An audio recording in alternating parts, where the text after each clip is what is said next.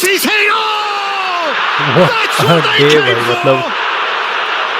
क्या ही है, कमाल, मतलब कमाल का दिन।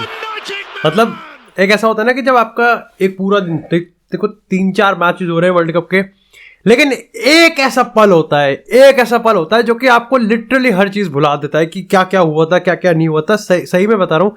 देखो तुमको पता है अनस्क्रिप्टेड वीडियो होते हैं और इस समय यहाँ पर 4:15 बज रहे हैं और ऐसे में मेरे को समझ नहीं आ रहा कि क्या क्या हो चुका है, क्योंकि दिमाग में सिर्फ वो लेओ मेसी, एंजो फर्नांडेज, अर्जेंटीना का वो एस्केप रूट निकाल देना।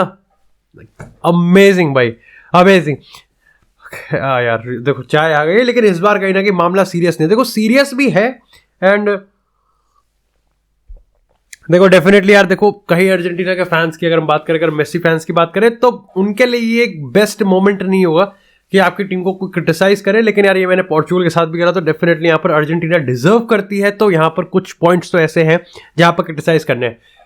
लास्ट की बात अच्छी करेंगे तो सबसे पहले क्रिटिसाइज वाले पॉइंट पे करते हैं, लेकिन टाइमलाइन के हिसाब से चलेंगे। और सबसे पहले यहाँ पर बात करते हैं हम यहाँ पे पोलैंड वर्सेस सऊदी अरेबिया की। देखो पोलैंड ने यहाँ पर सऊदी अरेबिया को मैच में हरा दिया, लेवेंडोव्स्की ने गोल कर दिया। लेवेंडोव्स्की ने भी इंटरनेशनल फुटबॉल में अपनी प्रेजेंस को मार्क किया, क्योंकि बहुत बार उसको क्रिटिसाइज किया जाता है कि वो यहाँ पर परफॉर्म नहीं करता। और इस रिजल्ट ने कहीं ना कहीं इस पूरे ग्रुप को खोल दिया था। इस रिजल्ट से कहीं ना कहीं प्रेशर बहुत ज्यादा आ चुका था अर्जेंटीना के पास, क्योंकि काफियों के हिसाब से एक्चुअली में ये अर्जेंटीना के लिए अच्छी चीज है, क्योंकि सऊदी अरेबिया क्वालिफाई नहीं करी तो डेफिनेटली यहाँ पर दोनों स्पॉट्स खाली हैं, आपका पहला भी और दूसरा भी। लेकिन कुछ हद तक कहीं काफी लोग ये मान रहे थे, जिसमें मैं भी अपने आप को इंक्लूड करता हूं, कि ये चीज मैक्सिको के लिए भी एक एक्स्ट्रा इंसेंटिव हो जाता है कि हाँ कंपटीशन में तो हम भी अब भी बने हुए हैं। लेकिन भैया कहीं ना कहीं यहां पर एक मैच तो अच्छा हुआ था। इसके साथ ही हम बात करते हैं ग्रुप डी के, जिसको अब हम मान सकते हैं कि अर्जेंटीना फेस करिए एज ऑफ नाउ। अगर टेबल को अगर हम अब देखें, और वो यहां पर फ्रांस वर्सेस डेनमार्क का, डेफिनेटली बहुत ही बढ़िया मैच था ये।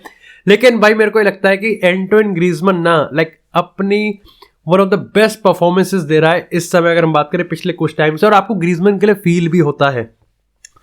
अब देखो यार, मैं मानता हूं कि डिस्चैम्प्स एक ब्रांड ऑफ एंटरटेनिंग फुटबॉल नहीं खिलाता, लेकिन एक सवाल यहां पे खड़ा होता है कि क्या उसको खिलाने की जरूरत भी है क्या? क्योंकि यार उनके पास कहीं ना कहीं one of the most clutch player है। आप देखो यहां पर बेंजिमा गायब है, एनकुंकू गायब है, एनगोलो कांटे नहीं है, पोग्बा नहीं है, यहां पर जिरूड की अगर हम बात करें, डेम्बेले की बात करें, मतलब कुल मिला के किंग्सले कोमन बेंच पे बैठा, but still it is Kylian Mbappe जो कि क्लच कर रहा है। They have clutch player. अगर आप ओलिवियर जिरूड की बात करो तो क्लच करने में बहुत बढ़िया नाम आगे आता है, लेकिन अगर आप किलियन एम्बापे की बात करो, देखो यार हेम्पेपाल वगैरह होता रहेगा, लेकिन Kylian Mbappe is definitely one of the best player in the world. 23 साल की उम्र में वो क्या कर रहा है यार। 2018 के वर्ल्ड कप में नाम कमाया था, 2022 के वर्ल्ड कप में नाम कमा रहा है और अभी अगर हम बात करें यहाँ पर मेसी के 8 गोल है, रोनाल्डो के 8 गोल है, और एम्बापे के इसी उम्र में ऑलरेडी 7 गोल हो चुके हैं। कौन रोकेगा? He is unstoppable. और इसलिए मैं कहता हूं आई थिंक डिस्चैम्प्स को एक ब्रांड ऑफ फुटबॉल की जरूरत ही नहीं है। उसको किस चीज की जरूरत है? उसको यहां पर एक क्लच की जरूरत है। अब काफी लोग यहां पर ये कहते हैं कि यार इतना अच्छा स्कोर होने के बाद भी फ्रांस प्रेस क्यों नहीं करती? क्योंकि वो मिड ब्लॉक में बैठना ज्यादा प्रेफर करती है। वो मिड ब्लॉक में बैठे क्योंकि यार उनके पास एक ऐसा प्लेयर है, ओलिवियर जिरूड की अगर हम बात करें, वो बॉल को होल्ड कर सकता है। अगर डेम्बेले की बात करें तो अगर डेम्बेले 10-12 बार हूतिया ना काट देना डिफेंडर का और कैमरामैन का, तब तक मेरे को लगता है ना डेम्बेले को मजा नहीं आता। अब डेम्बेले की एक फिनिशिंग प्रोडक्ट की बात करें तो उस पर डिबेट बन सकती है, लेकिन अपने आप में डेम्बेले का गेम काफी एंटरटेनिंग होता है। और किलियन एम्बापे की हम बात करें तो वो भाई बहुत ज्यादा एपिक है, बहुत ही ज्यादा एपिक है। किलियन एम्बापे ने यहाँ पर 2 गोल मारे, एक पैर से मारा और एक अच्छा है, पी जाता, कोई बात नहीं। नाभि के नीचे और पैर से ऊपर कहीं से तो मारा था, लेकिन मारा जरूर था। एक गोल काउंट होता है, ये मैटर नहीं करता कहीं से आ रहा है गोल। भाई फ्रांस, मेरे को लगता है आज के मैच में डेनमार्क बहुत सही कर रही थी स्ट्रैटेजी के हिसाब से, लेकिन आज के मैच के रिजल्ट की मैं बात करूं तो फ्रांस ने ये तो बता दिया कि वो क्लच कर सकते हैं। और ये चीज तुम्हें मैं अर्जेंटीना वाले मैच में बताऊंगा कि वाई फ्रांस की ये विक्ट्री कहीं ना कहीं फ्रांस के केस को और भी ज्यादा क्यों स्ट्रॉन्ग कर देती है। लेकिन इसी के साथ यार बात करते हैं अब अर्जेंटीना वर्सेस मैक्सिको की। बहुत बड़ा मैच, कहीं ना कहीं देखो इतने हाई ऑन इमोशंस थे। लियोनेल मेसी का लास्ट वर्ल्ड कप है, और मैं बार बार कह रहा था कि मेसी का इंटरव्यू, और अगर हम बाकी अर्जेंटीना के मेंबर्स के इंटरव्यू की बात करें तो वो पर्टिकुलरली वही चीज बोल रहे हैं जो कि इस समय फैंस सुनना चाहते हैं, और वो बोल भी परफेक्टली बोल रहे हैं। अब इस मैच की बात करें तो फर्स्ट हाफ बहुत चूतिया था। मतलब यार मेरे को समझ में नहीं आ रहा कि ये अर्जेंटीना का ARG भी नहीं है, शॉर्ट फॉर्म भी नहीं है, इतना खराब फुटबॉल था। भाई 5-6 पासिस के सीक्वेंस नहीं बना पर क्या कर रहे हो यार, तुम क्या कर रहे हो भाई।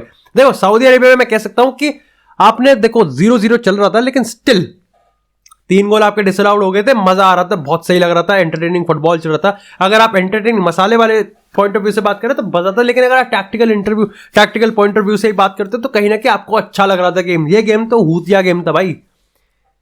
अब यहां पर अगर लाइनअप की बात करें तो पापू गोमेज को हटा के मैक एलिस्टर को लाया गया, लेकिन यहां पर बहुत ही बड़ा डिफरेंस हमको देखने को मिला, बल्कि मेरे को लगता है गेम डिग्रेड ही हुआ था।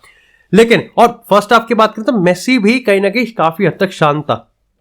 सेकंड हाफ की बात करें, सेकंड हाफ में भी गेम सही सही चल रहा था। मतलब देखो ज्यादा बड़ा इंप्रोवाइज होता है जब यहां पर आप लेके आते हो एंजो फर्नांडिस को और यूलियन अल्वारेज को।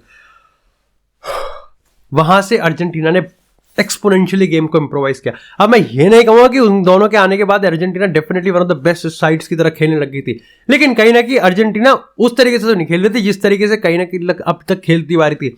अच्छा प्रॉब्लम ये हो रही थी कि अर्जेंटीना जिस तरीके से खेल रही थी वो और भी ज्यादा डेस्परेट और पैनिक लग रहे थे। वहीं अगर मैक्सिको की बात करें तो मैक्सिको इस पॉइंट ऑफ टाइम तक मेरे को बहुत सही लग रही थी, क्योंकि मेरे को ऐसा लग रहा था कि they have a strategy to execute और वो उसको बहुत बढ़िया से कर भी रहे थे। देखो फॉर्मेशन में तो चेंज कर ही दिया था 5 एट द बैक में, और देखो 5 एट द बैक में भी अर्जेंटीना बच गई, क्योंकि एक्चुअली में 5 एट द बैक के साथ वो विंग बैक्स को ज्यादा हाई प्रेस कर नहीं रहे थे। उनके जितने भी अटैक आ रहे थे लॉन्ग बॉल डाल रहे हो, लोजानो की बात करें, कार्लोस की बात करें, वो आपस में एक दूसरे के साथ 1-2 टच करके अगर हो गया तो हेक्टर आगे पहुंच जाता था।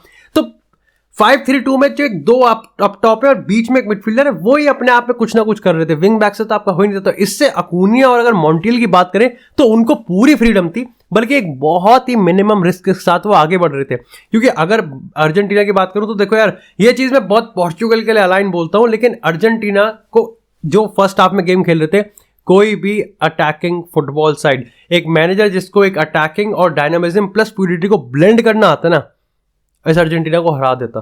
और एक अंडररेटेड की टीम की बात करें, जिस तरीके से हम कनाडा का फुटबॉल देखते हैं, जिस तरीके से हम यहाँ पर बाकी अंडररेटेड टीम्स का फुटबॉल देखते हैं, वो भी अर्जेंटीना को लिटरली हर्ट कर देती।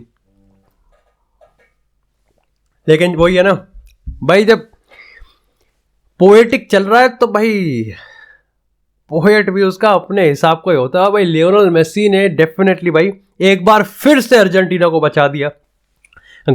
फर्जी टाइम गोल नहीं आया, लेकिन गोल की जो वाइब थी ना वो बहुत ज्यादा अमेजिंग थी। मतलब आप ये देखो, मैक्सिको ने एक छोटी सी गलती कर दी, एक छोटे से टाइम फ्रेम के साथ, शायद 3-4 सेकंड का, वो लियोनेल मेसी को बॉल पे टाइम दे दिया और लियोनेल मेसी ने जस्ट वो ही किया जिसके लिए वो जाना चाहता है। कहीं ना कहीं लियोनेल मेसी ने वो गोल मार के अर्जेंटीना को सीरियसली इस वर्ल्ड कप में बचा लिया। क्योंकि यहां से अगर ड्रॉ की बात करते हैं ना, अर्जेंटीना के लिए चीजें बिल्कुल भी आसान नहीं होती। बॉट इफ बट पे देखो, मैंने तो ये मान के रखा था कि अगर ड्रॉ कर गए ना 60-70% चांसेस है कि अर्जेंटीना बाहर जा रही है, लेकिन अर्जेंटीना को एक बार फिर से बचा लिया। माइंड यू कि यूलियन अल्वारेज के बाद और यहां पर एंजो फर्नांडिस के बाद अर्जेंटीना ने बहुत बढ़िया तरीके से इंप्रोवाइज किया।